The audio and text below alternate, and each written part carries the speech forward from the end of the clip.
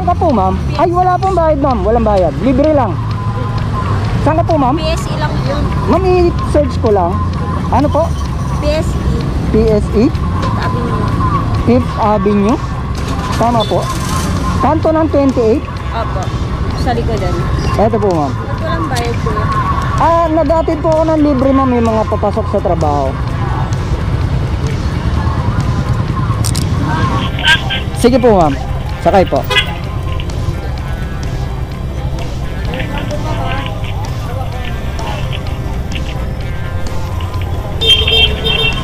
Lahat kayo kuya? Ako lang po, ma'am. Anong oras pasok mo, ma'am? Ayun po. 9 o'clock? Sige, ma'am. Abot yan. 8:44 pa lang naman. Pang ilang free ride nyo na ron, ma'am? Ngayon pa lang. Ngayon na wala kayong bayad. Kasi sa akin kayo natapat eh. Dire-diretso lang, ma'am, ano? Tapos kakanan sa 5th Avenue. 5th Avenue. Saan kayong madalas dumadaan, ma'am, yung mas mabilis? Dito din. Minsan kasi, ma'am, si Google niloloko kasi ako eh.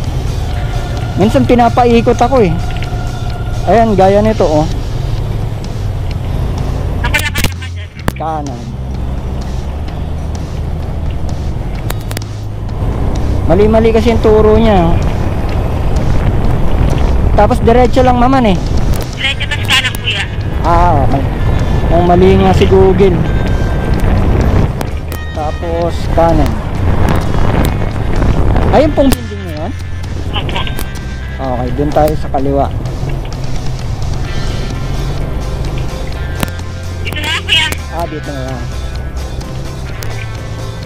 Okay.